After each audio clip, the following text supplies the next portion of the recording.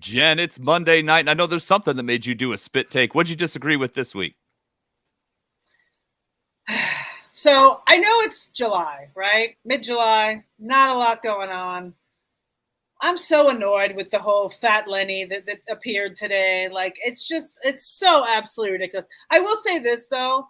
If people are going to actually not draft Leonard Fournette because they think he's overweight right now in July, I'm down with it because I do think that his ADP is a little high. So if he falls, I'm cool with that as far as from a personal perspective. But at the same time, I'm just so tired of the clickbait stuff with that. It's pretty annoying. It happens every year with these guys. And you're looking like Derrick Henry is like 260. So why can't Lenny be 260? I don't know. The whole thing bothers me. That's where I'm at. I just hope we can move on to actual football news. I love it. We're going to get talking about that again probably here in a little bit as we do our NFC South preview. But before we get too much into that, let's get to the show.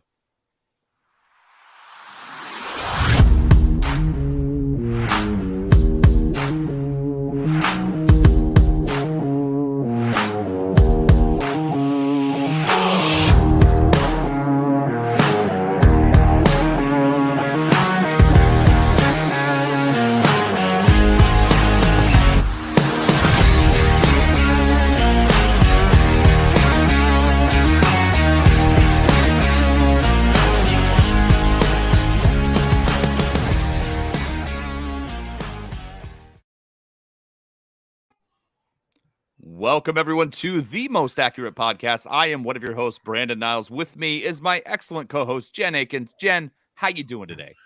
I'm good. I'm hanging in. A little hot, I have to say. It's we reached triple digits in Denver today, which not a big fan of. So a little hot, a little agitated because I don't like being hot.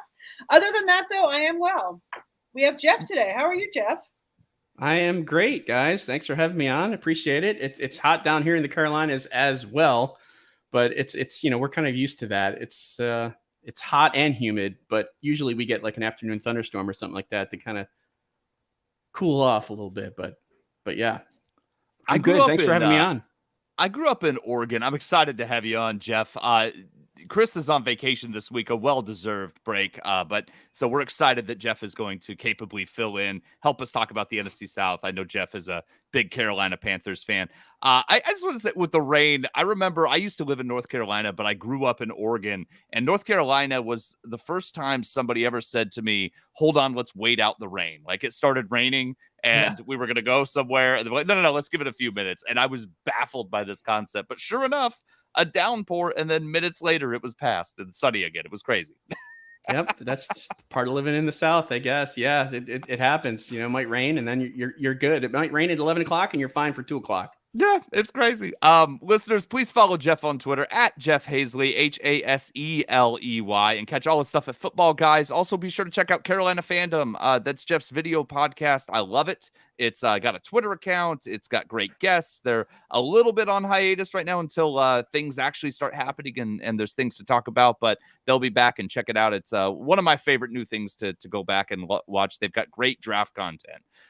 Jeff, normally I'd ask you a question about your favorite team, but you're a Panthers fan, and we're going to talk Panthers anyway today. So I'm not going to step on it. Instead, I'm going to read an ad, and I'm going to talk about best ball, because that's what I've been doing. I've been drafting tons of puppies until the puppy filled out, and now I'm drafting Best Ball Mania again. And over at Underdog. And folks, if you want to get in and do some of those best ball drafts, we have an excellent promo code over at Underdog Fantasy. You deposit $10 in a new Underdog account, get a deposit bonus match plus a 4for4 Pro subscription. Just enter 4for4. That's 4FOR4 in the promo code box. As I mentioned today, we're going to talk NFC South division. That's what we're going to do. We're going to start our division previews. We're going to try to hit one a week as we get closer to the season. We'll see if that becomes a truncated timeline and we have to double up. But for now, we're going to be able to go in depth on all four of these awesome teams. Jen, why don't you lead us off? Sure. Let's start with the Saints, shall we? So first I want to talk about Alvin Kamara because I feel like there's so many differing opinions. There's lawyers that have come out with these big threads and there's other people talking about all this stuff. And I feel like, it's one of those things we don't really know what to do with him, right? Because we've heard 6-game suspension. We've heard no suspension. So now his trial, or not the trial, I'm sorry. They're putting it off till August to find out kind of even whatever, right? So right now we're kind of in limbo. We have no idea. His ADP right now, he's a third rounder. He's leaving his RB 15. His ADP is 34.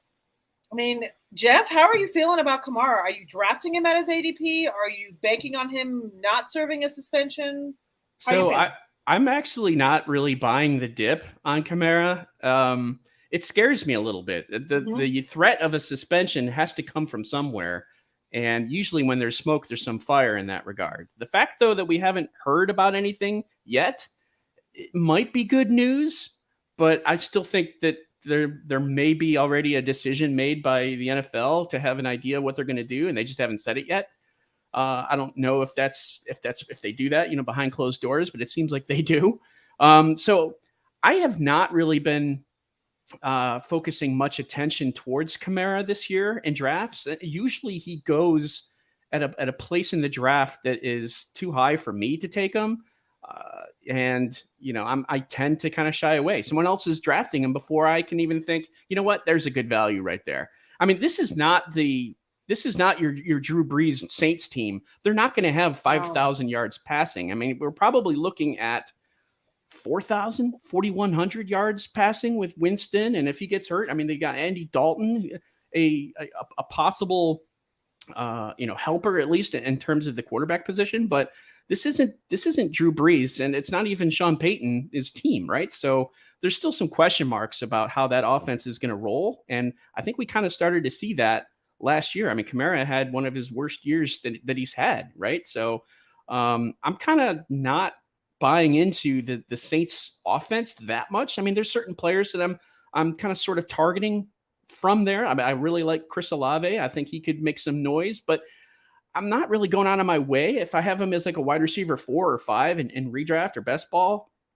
that's, I'm fine with that. But I'm not really putting a lot of emphasis in Saints players that I'm targeting as guys that I would feel comfortable starting. I just don't. I'm not that way. Are you guys the same?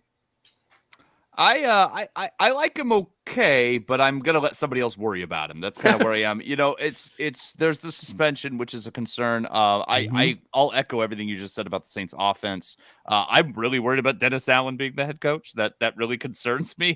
His track record as a head coach isn't exactly great, and you got to wonder if the shift in philosophy is going to be a big factor there with Jameis behind center, the way they kicked off last year. Pete Carmichael is still there calling plays theoretically, but how much of that was Sean Payton? How much of this is Pete Carmichael? So I'm concerned for the same reasons you are about the offense in general. And then Alvin Kamara's 27 and coming off back issues. Like, he had back issues early last year. He's been nicked up the last couple of years. He was limited to 13 games last season. And if he's not getting touchdowns and not getting a ton of receptions, he's not super effective. Like, he's not one of those guys who's going to get the volume in the run game. We're going to see Mark Ingram. We're going to see him as part of the offense, regardless of whether or not Kamara's healthy. So I'm much rather wait and kind of stash Ingram on the back end of my roster and let somebody else worry about Kamara this year. Yeah, I'm kind of with you there. And there's also his yards per carry is going down too, which is kind of indicative of what we've seen here recently from him over the last half season or so. Mm-hmm. So too many question marks, in my opinion, on that offense. And we haven't really even talked about Michael Thomas yet and his uncertainty.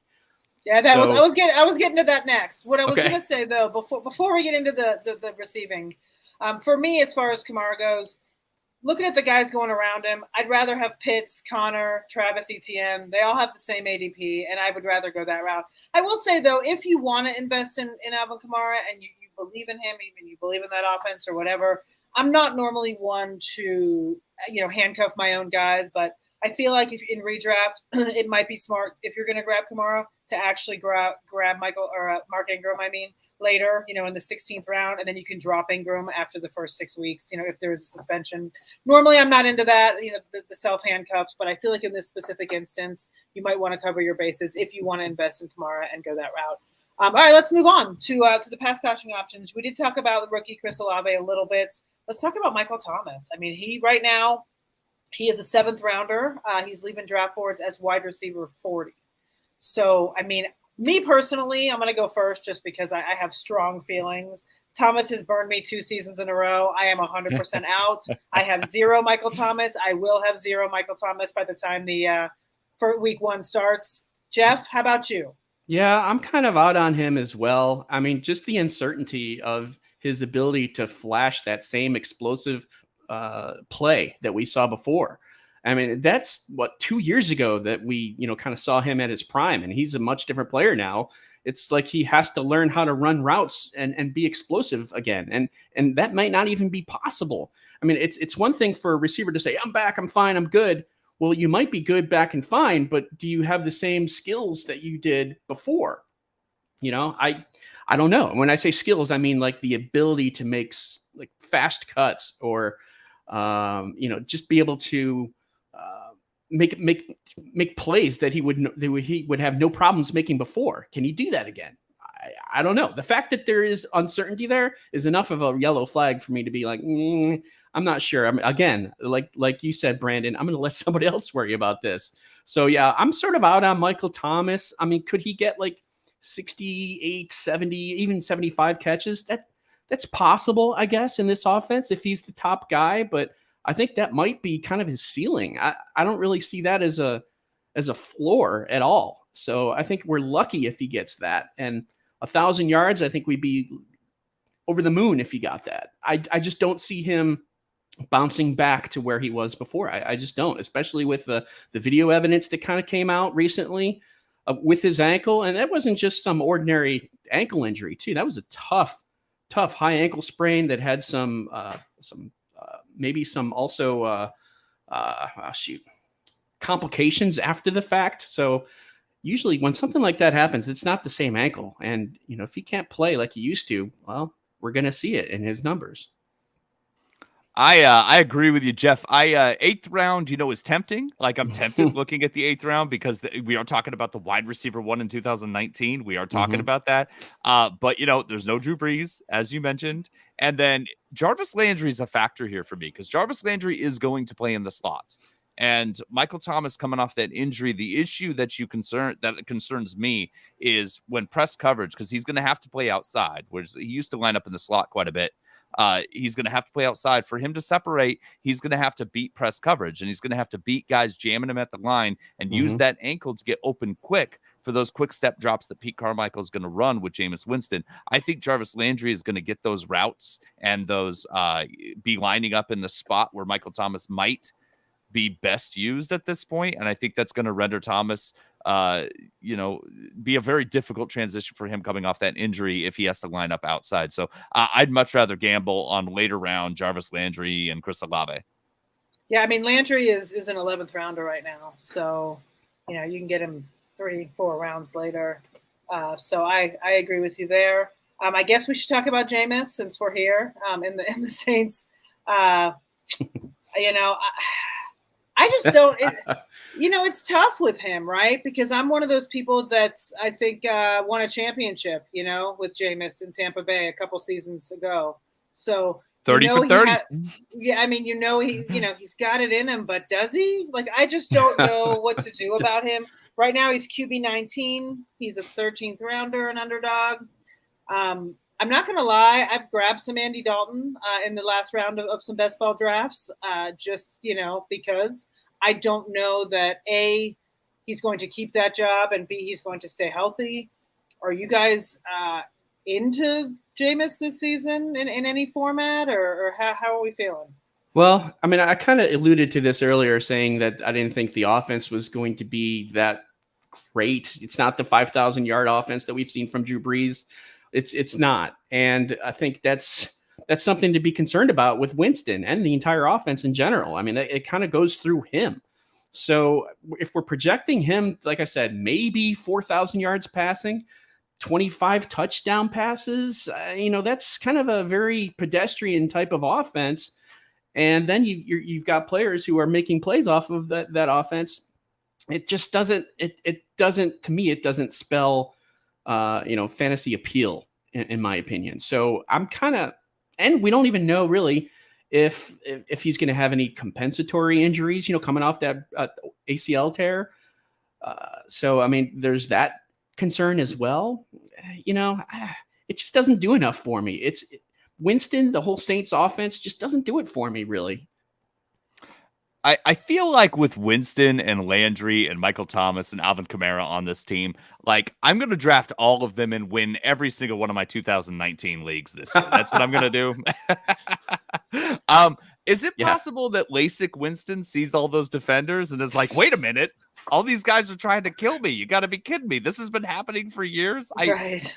It's possible that he comes in and Pete Carmichael opens the offense up and they throw a ton and Jameis Winston is back to approaching 5,000 yards and he sees defenders better and doesn't throw as many picks. But I'm not buying it. I just don't think I think that there's too many good quarterback options, especially in one quarterback leagues, to have Jameis Winston even on my draft board. Like in 2 quarterback leagues, I'll gamble on him late, but in 1 quarterback leagues, he's just not even on my board. Yeah, and keep in mind, too, they lost Teron Armstead, their top left tackle, so they've got offensive line questions as well. Saints could be bad. They really actually bad. Could be.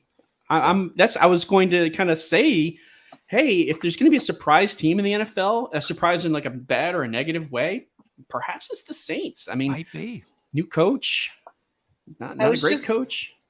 I can't find my. I did my kicker research for an article the other day, and I had all the lines. And I know New Orleans is down there as far as like projected wins and spreads and stuff. But of course, I can't find it right now. But they're not. I don't think they're going to be very good. I mean, they're not going to be the worst, but I think they're not going to be great. If you throw in a Kamara suspension and Ingram is like not good, that team's going to have some real challenges.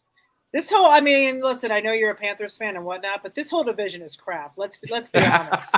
I mean, none of these teams are going to be good. Like, let's be for real for a second. No, absolutely. I'm with you there.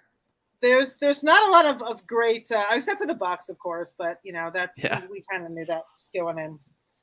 I think one of these teams is going to be better than we think. I don't think we're going to get 2 playoff teams out of this play. I'm not going that crazy, but I do think one of these teams, probably the Panthers, will sniff around, like will 8-9 wins kind of thing and surprise everybody. That's what I think. Enough for Matt Rule to keep his job. Hopefully not. Right.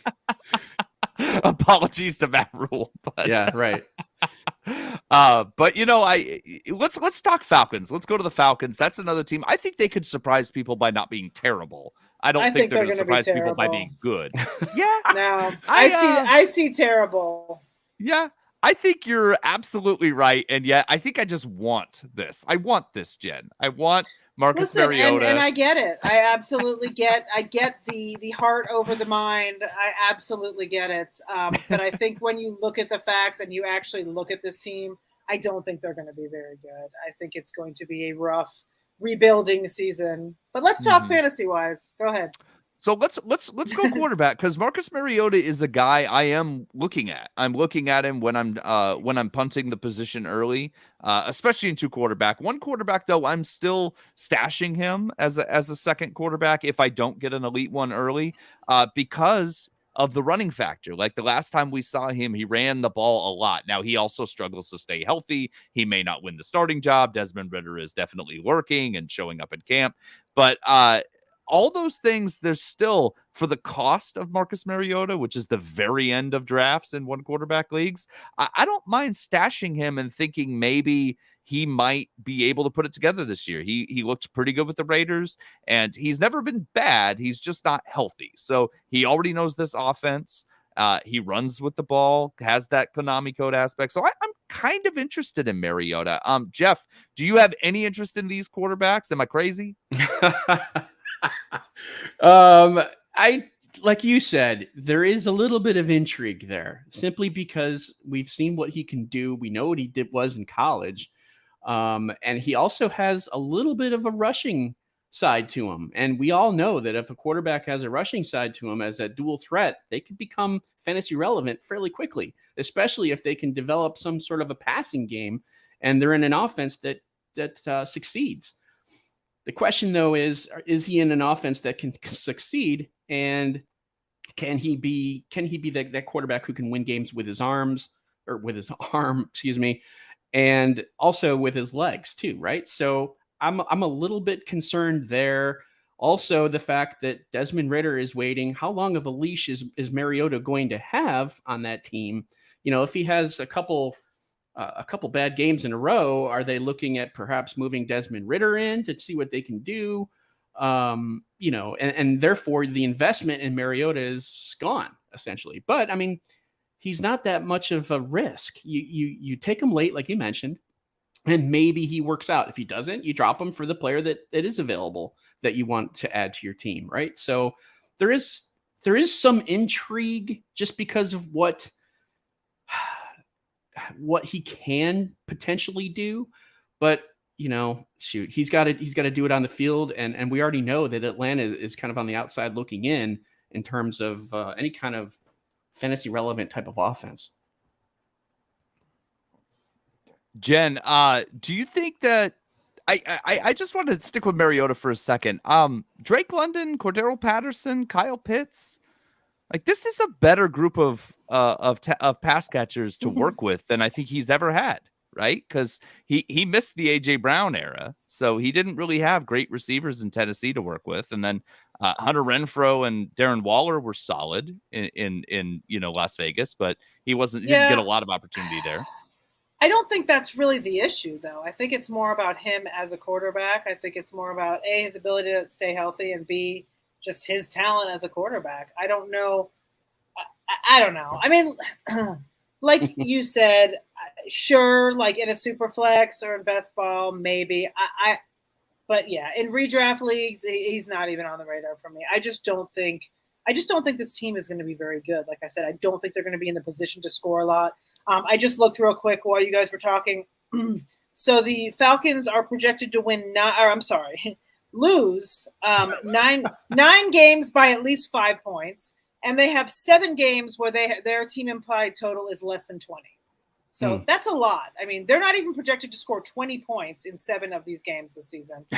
So Vegas doesn't think they're going to be very good. I don't think they're going to be very good. I will say, though, if we move on past Mariota, there are, obviously players on this team that I would take for fantasy purposes. They're not a complete wash, as far as the fantasy world goes. Mariota, I just feel like there's a lot of better options out there than Mariota. And look, he may surprise me and I could eat crow all season. But I just don't see it. Yeah, I've got a little bit of bias, the Oregon bias in me, so I will admit that's there. There it is. Well, there it is. so the heart is there. Like, why are you fighting so hard for Mariota? I got it. Yeah, that's okay. right. Listen, Jen, I get it. Is Cordero Patterson one of those pieces that you are interested in? I am, depending on where he goes. I think he's starting to fall a little bit this summer, which has been nice. Because he was, kind of in a higher ADP bracket. He's starting to fall. A lot of people do not believe in, that he can repeat. And I think it'll be difficult to, do exactly what he did last year. And I don't think that they're planning on using him the same. I don't know. At the moment, he hasn't been practicing at all. They've given him this entire summer off at the moment to recuperate from the, insane workload that he did have last season. So he will be fresh once it is time to play. I think that the rookie, Tyler Algiere, I think he's someone that could be a problem for Patterson, depending on what happens in training camp and whatnot. He is someone that I do like to target later in drafts because I feel like he's going to end up, if Patterson's body breaks down as the season goes along, which it tends to do in older backs or hybrid, I guess is what we want to call him, whatever. But, historically, as the season goes along, they do tend to break down a little bit. So I think Tyler Algiere is someone that may not start out as a great fantasy asset, but I think he's going to come on later as rookie running backs tend to do. Jeff, are you interested in Patterson and Algiere and any hope for Damian Williams? So I kind of am interested in Cordero Patterson, especially as like an RB3 or RB4.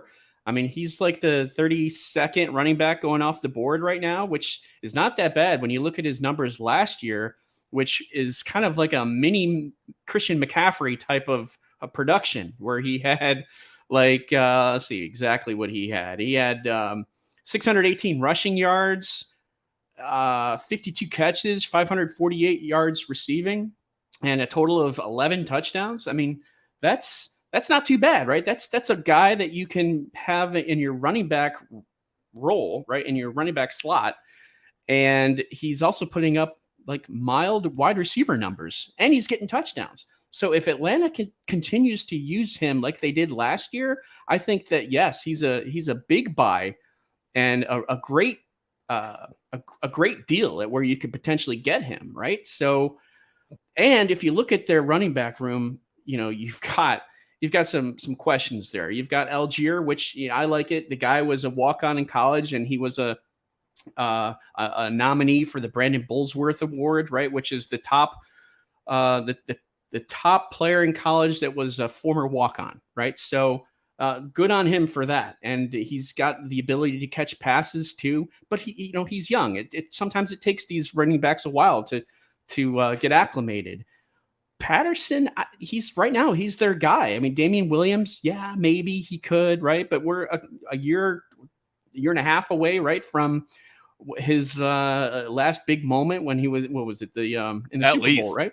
Yeah, at least we're at least a year and a half. Exactly, right? So yeah, because he sat out 2020 with COVID, so that was 2019. Yeah. So Patterson, in my opinion, I think he could be a player that could be an every week starter for your fantasy team that you can get, as your running back 3 or 4, and be able to get perhaps even running back 1 or running back 2 numbers out of him if those touchdowns keep up. This is not a Matt Ryan offense. It's not. So there might be some question marks there, but still, Patterson, in my opinion, I think he's a deal.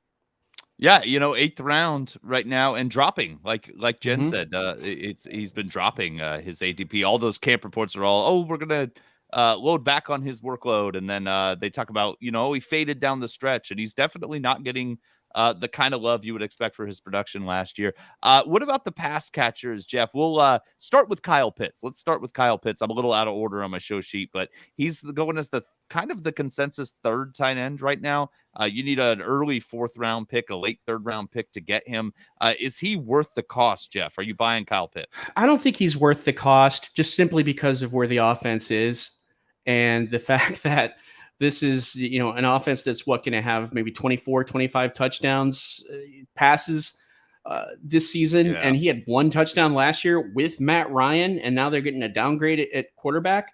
Now, I mean, there's some touchdown regression that's most likely going to happen. He's not a 1 touchdown catch guy. But at the same time, this offense is going to have to get into the red zone and produce in order for him to, come away with those big numbers, 6, 7, 8 touchdowns, maybe 1,000 yards if we're lucky that he can get, right? So he's going to be the top guy on that offense. He's going to be the top target. But now the question is, though, how many red zone opportunities is he going to have? How many punts is this team going to have? Because if they're punting, they're not scoring. And that's kind of where I'm a little bit concerned about Kyle Pitts' ADP, because if you get him at his ADP currently right now, then you're hoping that he has the season that you want him to have, and you're taking into the fact here that Atlanta is just, it's not the offense that it was last year. And he kind of disappointed a little bit last year, considering how high expectations were. So I'm kind of out on Kyle Pitts. I know a lot of people love him, and that's great, and that's wonderful. But at ADP, that's just too high for me, in my opinion. Yeah, love the talent, hate the cost. I'm right with you. Jen, so I know you're just like me. You don't pay up for tight end, but Kyle Pitts needs to be around better than George Kittle and Darren Waller. Is that possible? If you are a Kyle Pitts guy, can you justify that he's around better than Kittle and Waller? Sure. I guess I could see a path to that happening. He's going to get a lot of targets, right? He's going to get a lot of targets as both a tight end and a receiver. Technically, in that offense, he's going to line up in all kinds of different places. So I guess I can see it in any type of PPR format, because he is probably going to see a lot of balls. There's not a lot in that offense. After him, you have a rookie, Drake London. You have Bryan Edwards, which, I've been waiting for Bryan Edwards to happen, and I got suckered back in, and I've actually been drafting him this season, even though I vowed that I wouldn't, because I get suckered into him every season, no matter where he goes for some reason. But I guess you could squint and see a path to him being around better than those guys, but it depends on the situation. I've taken Pitts a few times, but I certainly am not. I'm not going to be overweight on him at all in any format. So you mentioned London. London's going right around Lockett, and Michael Thomas actually is the other guy that's going right around that same ADP. Russell Gage. Is London worth the risk at that ADP? Like it's not expensive, or it's not cheap or expensive, but it's an investment to take him there in the 7th, 8th round. A rookie receiver on a bad offense. What do you think of Drake London, Jen? I don't think I've drafted very much of him. I think when you're looking side by side comparison and opportunity cost, I would rather have someone in a better offense. I would rather have Russell Gage, where Chris Godwin is going to be not around in the beginning. He's probably going to be with Gronk gone. Gage is probably going to be the second look in that offense, a good offense with a good quarterback, a great possible GOAT, Hall of Fame, all that crap quarterback. So I would rather have somebody there on that kind of an offense than gamble on a unproven rookie in an offense where they're not really they're not going to be very good. Yeah, I also kind of like the running backs in that territory. Jeff, go ahead if you have anything on Drake London, but I was going to ask you if you're interested in any of the other pass catchers as kind of late round dart throws, if you have a favorite one in Atlanta. Yeah, so what Jen said, I completely agree with. I mean, if I had my choice over London or Russell Gage, I'd take Gage, on the better offense and in the slot role with Tom Brady. Hello, that's like, got to have that. But what if London comes in and he kind of takes a little bit of time to get his bearings, right, with the NFL? Maybe he struggles on press coverage. Maybe it just takes him a while. Sometimes we see that. We saw that with A.J. Brown, right? It took him week 9 or week 10 of his rookie season to kind of get things going. Maybe that's the same thing with London. It wouldn't be surprising. And the fact that he's on a weaker offense is just kind of enough of a recipe for me to say, I would rather look at somebody else. And I think Jen said that perfectly, that is going to be on a better offense and someone that we know a little bit more about. And there's more clarity, because right now we don't have that clarity with London. And quite honestly, there's some flags. I'm with you. I'm kind of not buying anybody in Atlanta. I've got like a few shares of Pitts because I'm just curious. And then Patterson and Mariota occasionally, but those receivers, London's too expensive, and I don't buy that Edwards is going to be better than Tate, or that Tate's going to be better than Zacchaeus. I don't know what to do with that. But are we ready, Jeff and Jen? Are we ready for the Panthers, Jen? Is it time? Can we do it? I think it's time. Yes. The question is, Jeff ready? Because you and I really have no, But I'll go ahead and get us rolling here with the Panthers. We might as well start at the top. New quarterback Baker Mayfield, which is very strange to say, but yes, new quarterback Baker Mayfield. It's funny. It's right. The trade happens, and you just kind of are like, okay, it's Baker, and then all of a sudden, I'm seeing stuff on Twitter and social media about, can he beat out Sam Darnold? And I'm thinking, what? Like, I didn't even know that was like an option. Like, I just assumed Baker was going to slide right in there. Can Darnold beat him out? Like, do we actually have a QB competition? So Carolina, I don't think wants Darnold to beat him out at all. But here's the thing: Darnold knows the offense, and Baker's like, "Yeah, I just passed a physical. Sir, welcome to the Panthers. Here's your playbook. We start in 2 weeks." Right. So he's going to have to play catch up a little bit. And of course, Carolina is going to want him to understand and really kind of take the ball and run with it, literally. And it's possible that in the preseason, Darnold would be the starter just because he knows the offense a little bit more. Now, if that happens, is media outlets going to go crazy? Oh, Darnold's got the job. What's this going on? Right. I mean, shoot. Baker Mayfield does not have a lot of time to learn that offense. And so I could see things kind of favoring Darnold, at least in the early on, until Mayfield gets that. Because when you compare the two, I think the biggest thing that I've looked at between Baker Mayfield and Sam Darnold, because they were both in the 2018 draft, first overall and third overall. The thing that kind of stands out to me is the touchdown to interception ratio that Baker has over Darnold. In fact, the touchdowns, Baker had 92 touchdowns and he had 56 interceptions, and Darnold has 54 touchdowns and 53 interceptions.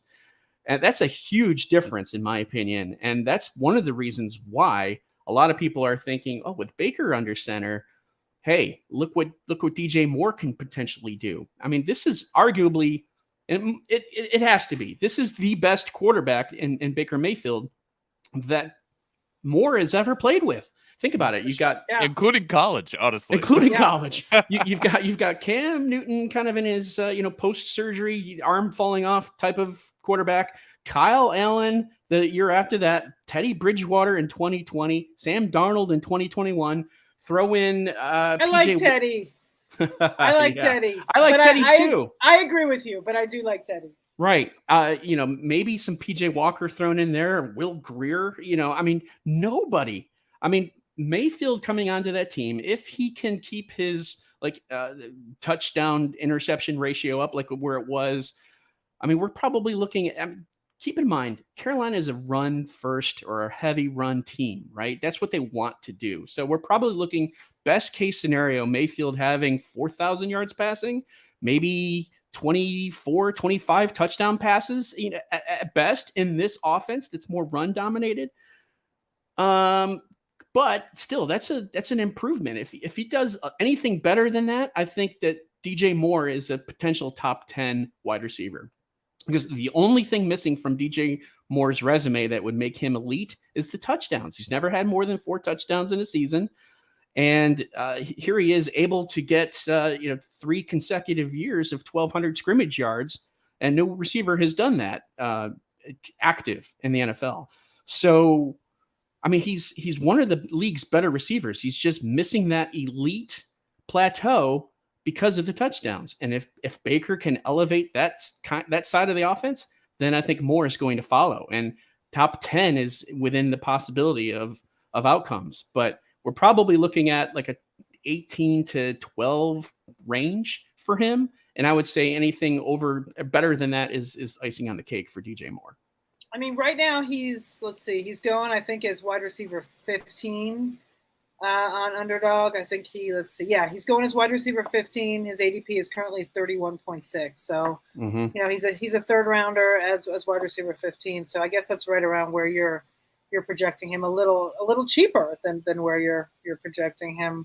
And then, we can't forget about Robbie Anderson. He kind of gets an upgrade, even though I guess him and Baker have some sort of beef or something, and I don't know. But yeah, he apparently did not retire. He's on the team and he's super cheap. So I think that he could be a good value. As we know with Robbie, he's a big play guy. So especially in best ball, if you just park him on there at the end and he has a couple spike weeks, you're loving it.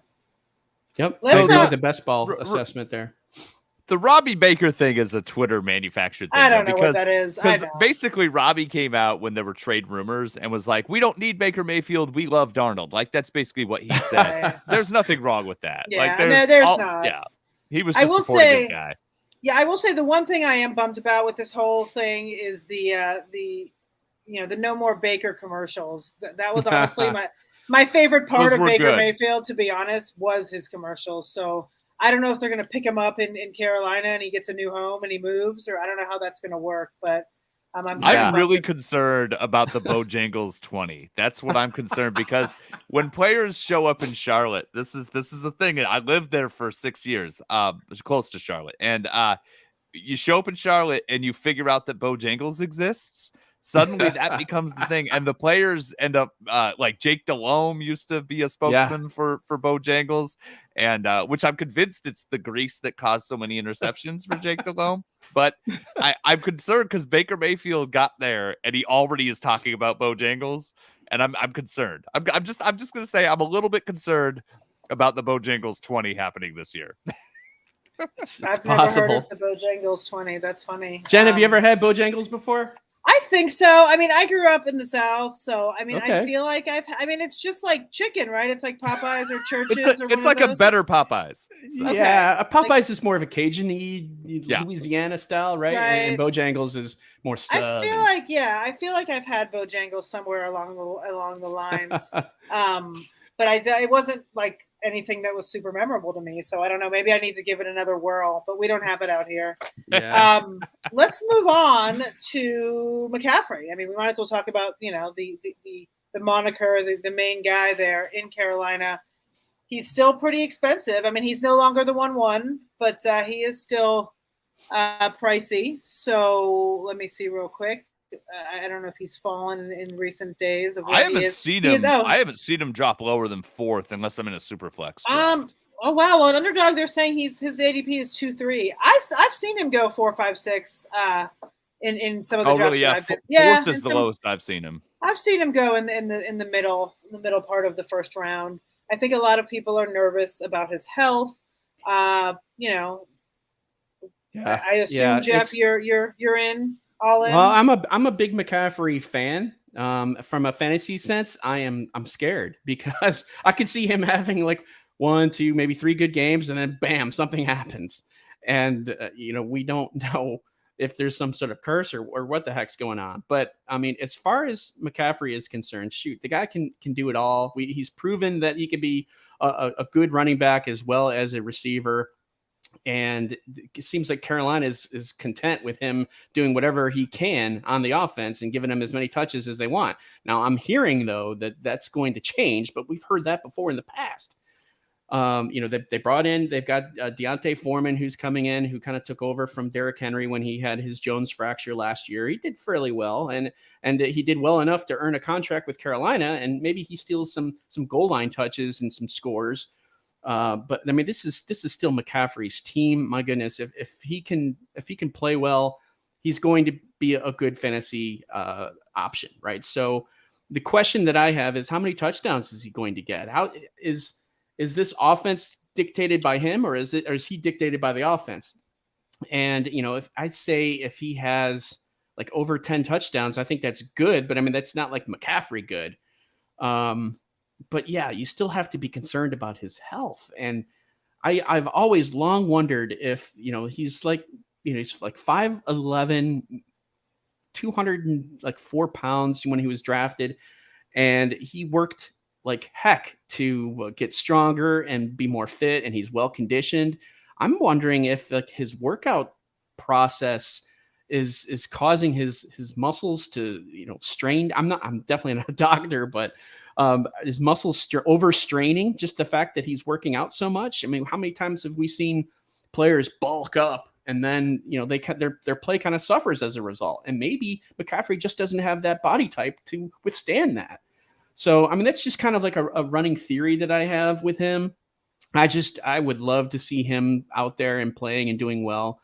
But those soft tissue injuries they're tough, man, especially when you have a hamstring injury and then you try to come back too soon on what's really kind of a 4 to 6 week injury. And he tried to come back at like week 4 and it just didn't happen for him. And then, when you have a hamstring re-injury, it's worse the second time. And that's exactly what happened. And he's played 10 games in the last 2 years. That's a concern. And we're drafting him as if he's going to be the 2019 McCaffrey. And I just don't know. I'm optimistic, but I still have some concerns as well. I don't want to lose a league for the 3rd year in a row in the first round with the same guy. Like, I'm the same way. Like, I love McCaffrey. I'm rooting for him. And he's going to be the RB1 or the RB60. It just depends if he plays. Yeah. And I just don't trust it. If I get him in the 3rd round, I'm all about taking him as my RB2, but obviously that's not happening. Yeah. So I'm out. I'm sorry. I was just going to say something real quick. Yeah, go ahead. I was just going to give you a fun little McCaffrey fact. Once again, old lady here, but I played high school soccer with Christian McCaffrey's mother, which is pretty crazy that he's now in a league along with his brothers, and they're all, men. Did she know Ed at the time? No, she met Ed at Stanford. That was pre-Ed. Okay. Yeah, this was high school in South Florida. I wasn't sure. I don't know Ed's history, so. Yeah, no, Ed played football at Stanford. She played soccer at Stanford. That is where they met. But I played soccer with her in high school, and it's crazy to see kind of the path that she ended up on, and that she ended up marrying Ed McCaffrey, and they had these ridiculous children that are all in the NFL. I think actually that's not true. There's one that is still in college here in Colorado, and Ed is his coach in Greeley in northern Colorado. He's the quarterback for that team, and Ed is the coach. Oh, cool. Nice. I'm sorry, Jeff. What were you going to say? I totally. So I was just going to talk a little bit more about the offensive line for Carolina, because a lot of people are probably concerned, about that when we're talking about the running game of Carolina. And and the fact that this is going to be a run heavy type of offense. How's the offensive line? Well, last year they had 13 different offensive line combinations, and yeah, that's a lot. And this year, of course, at the draft, they added some stability at left tackle. They got Ike Ekwonu. They signed Bradley Bozeman at center, the former center at Baltimore. He's a good one. It's a good one, right? So that's good. They added Austin Corbett at right guard, who was also a rookie with Baker Mayfield in Cleveland in 2018. Yep. And they also have Taylor Moton at right tackle. So there's a lot of improvements that have been made on this offensive line, but they're not there yet. And that offensive line, it takes a while for them to kind of to get that cohesion, to work together with each other, to know what the other one's thinking, and be able to find that necessary block when they need to, if there's a blitz or a stunt that they need to pick up, anything like that, right? So offensive lines that don't have a lot of experience with each other tend to kind of screw up some of those plays. So they need more experience, but they're headed in the right direction. And they also hired James Campen as their offensive line coach, and he's someone who's respected a lot in the league. He's going to come in. He's going to make. Hopefully, he makes the right decisions on who plays where and backups, and just making sure that line is intact and strong. Because Matt Rule has long said we're going to run the football, and that's great news for Christian McCaffrey, of course, if he can stay healthy. But the fact that the offensive line has been shored up, that's a fairly decent sign. They just need to get that cohesion. They need to get those games, that experience together with each other, I think, to really make a difference. I'm with you. People talk about the Carolina offensive line like it stinks. I'm like, I only see one hole on that they had one good player on the line last year. Now they have four. Like, they made serious, and you're right, cohesion matters. But and then they bring in Ben McAdoo, who, Ben McAdoo has his issues, but one thing he's good at is devising schemes so the ball gets out of the quarterback's hands quickly. Fast, yeah. And I think he's going to be able to develop an offense that helps that. It's one of the reasons that line and that offense, why I'm buying Deontay Foreman. I'm buying Deontay Foreman late because I worry about McCaffrey's health. I think that they do want to limit his workload, and Foreman was productive enough last year that I think he can put up RB2 numbers if McCaffrey gets hurt, maybe even fringe RB1. So I'm with you, Jeff. I'm glad you brought up the line, because I see that as a narrative a lot, and it's just, I don't think it's true. I think by midseason this line is going to be at least an above average group. Yeah, I mean, it's definitely possible. They're not quite there yet. I would say they're maybe like mid-20s in terms of an offensive line ranking, which sounds kind of bad, but they just need that time together, and I think that's what they're striving for. And I think the improvements at offensive line coach, I think that'll help get them there, and that's good news for the run game.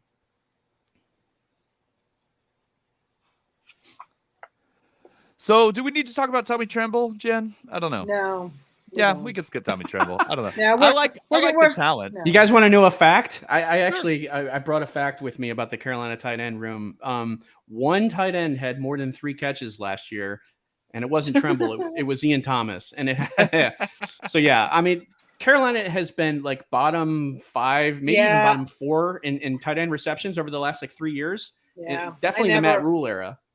Yeah. So, I like Tremble. He's going to be on the field a lot because he can block.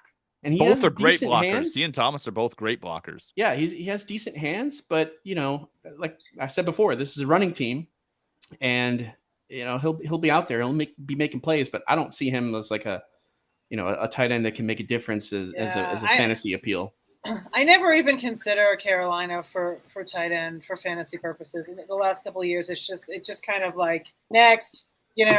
Since Olsen left. Exactly. Mm-hmm. Olsen obviously was the man, and then now it's just I just kind of put that to the side and move on to the next team. Yeah, I agree. Just checking. Speaking of, we should probably move to the next team. Yeah, let's move to the next team. We're running long already, and we appreciate Jeff's time. So let's talk. Sorry, I'm winded. No. It's hey, you're replacing Chris. It would take a lot to be more winded than Chris.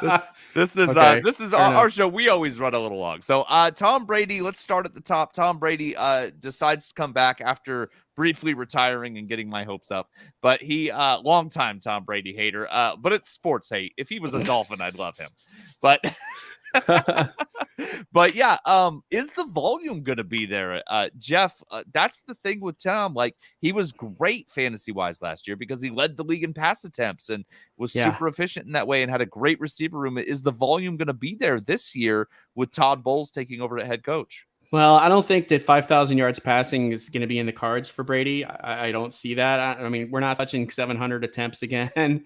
No running back even had more than 180 carries last year for the Bucs. I mean, they just didn't run the ball much at all, and it was all Brady and throwing. And this is the Tom Brady who said, "Oh, I'm just now learning the offense," which is insane to think about, right? But they have to run the ball more, and I think it's going to be. You're going to see Leonard Fournette. Talk about a guy in the news right now. Leonard Fournette, who's, he's going to be upwards of 200 carries. I think we're going to see some from Rashad White as well. Maybe more as a receiver if he gets that opportunity as a rookie in a Tom Brady offense. Yeah, maybe he's got to earn his stripes first. But I mean, as far as Brady is concerned, I don't know. I don't think he gets 5,000 yards passing this year. I mean, he's 45 freaking years old, and we haven't seen him. We haven't seen a chink in the armor yet, which is crazy. It's like, when's this going to happen? And I don't know. I hate to bet against Brady, but at some point, I mean, he can't do 5,000 yards as a 45-year-old, can he? They have to run the ball more, don't they? You would think. I hope he does, because I just drafted him in Scott Fishbowl 2 days ago. Well, there you go, right? Well, I almost didn't, and then I'm like, you can't bet. It's just hard to bet against the guy. I feel like at some point, right, he has to turn back into a human man as opposed to the robot. I keep saying that. He's got to turn back into the real boy, Pinocchio, whatever it is. He's 45. I mean, that's just insanity to me what he does. But at the same time, I'm hoping he's got another year left in him, because I've invested in him, and I've invested in a lot of those weapons this season. So, even down here, you're looking at 4,800 yards, 35 touchdown passes.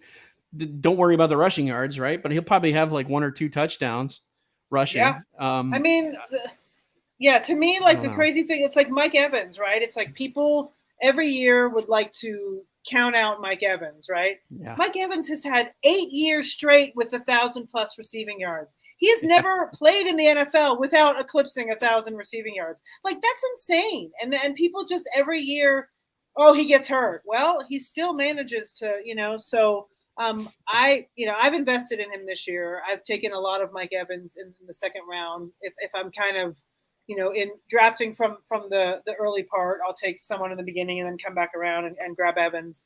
I feel like, all the guy does is produce. So I'm still on board with him. This is the first year in a long time where Mike Evans is being drafted with some capital, because he is going second round. And I'm with you, Jen. I think he's worth it. I think he's going to have another great season. I think he's going to find the end zone more this year, and is going to just get loaded up on targets. At what point, Jen, is Chris Godwin worth the draft investment? Because, right now I'm seeing him ranked in the wide receiver 60 range over at 4 for 4, and he's being drafted higher than that. And I worry about Chris Godwin because we don't know how much time he's going to miss. At what point, what's your inflection point on this is where Chris Godwin, the risk is worth the reward? For me, I've kind of just stayed away altogether. I think if he drops to that wide receiver 60 range, which I don't think he will. I think the name, people just are, he's on an offense with Tom Brady. He's had a couple, decent seasons. I think people just kind of, the recency bias of years past kind of takes over, and people just draft him regardless.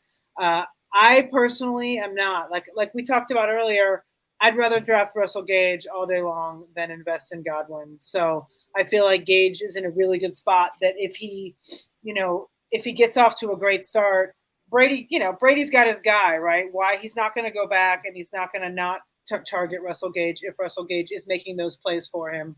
So for me, Godwin is a pass unless he falls really far, but he doesn't. I mean, I feel like in all these underdog drafts and other drafts, people just seem to take him anyway. And I just, for me, it's he's a pass. Yeah, for me, he is too. I'm concerned. I mean, he had surgery in early January, And what is it, normally 9 months or so, right? So we're talking about September, and that's with like no setbacks whatsoever. Any kind of setback, a hamstring or a calf or anything like that, and you're probably looking at maybe pup. But it looks like he won't be ready to play maybe until October. And you've got to. It's almost like he's got a suspension, and you got to factor that into his draft.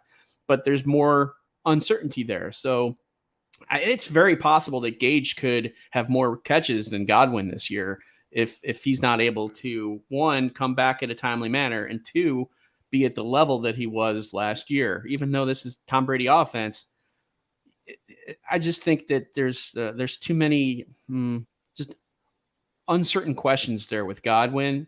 I'm not really even buying the dip because someone buys him before I have a thought of him being a value. And Gage, a slot in Tom Brady's offense, that does pretty well. And from what I understand, he asked for Russell Gage. He asked the Bucs to sign him. Interesting. And that is interesting. I don't know who if they talked, if someone said, "Hey, get Gage," or whatever it might be. Maybe he saw him with Atlanta and he was like, "Hey, you know what? This guy, if we ever get an opportunity or a chance or whatever, who knows? Maybe he sees something in him that he saw in Edelman or in Welker or something like that, right?" So there's a possibility that Russell Gage could be like a huge surprise this year, if indeed there's a reason why Tom Brady wanted him on that team. So something to consider there. I'm kind of strong on Gage, and I wouldn't be surprised if he outproduces Godwin this year. He, wide receiver 3 has been pretty lucrative with Tom Brady in Tampa. So Antonio Brown put up good numbers there, even when Godwin was healthy. I'm with you. I think Gage, even though he's been a little disappointing when he's gotten the opportunities in Atlanta, this is a different offense and different opportunity for him. I'm kind of with you. The price that it's cost. Let's talk. I think we could skip Cameron Brate. Does anyone have a Cameron Brate? I do want to say, though, I think that if you went tight end by committee and got Brate and Cade Otton, I think that's not a bad move at all. Sure. Especially if it's like your tight end 3 by committee and maybe one of them hits. Well, then you got both of them. And I'm talking like a best ball that has like, 22, 28 rounds that you can play with. That's not a bad investment for low risk. You know what I mean? Sure, yeah, I definitely have some best ball lineups with Brate and Gerald Everett and Noah Fant. Like I have like 3 late guys. I definitely have that. What were you gonna say, Jen? I'm sorry. No, I was just gonna say that. I don't know. I think that a lot of people kind of when Gronk retired were like, okay, Brate, direct replacement, and I don't know that that's going to be the case. Right. I mean, I'm not sold that Gronk's not going to show up later on in the season when they're making a playoff run. Like I'm not sold that he's not going to all of a sudden Brady's going to talk him back into it. Did you see the news that came out recently? I think he said, even if Brady calls, I'm staying retired. Yeah.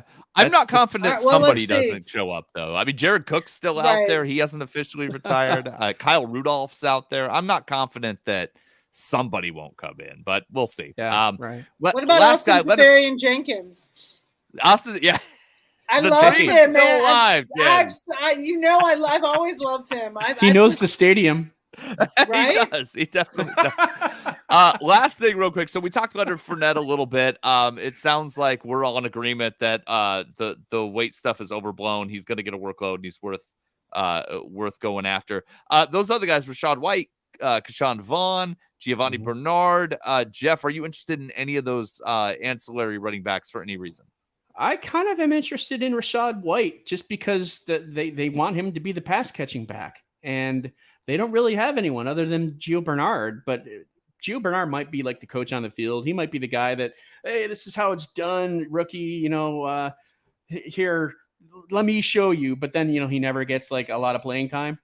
He's kind of like the old man who teaches the way. Udonis Haslem for the Heat. Good one. He's just always there. Good one, right?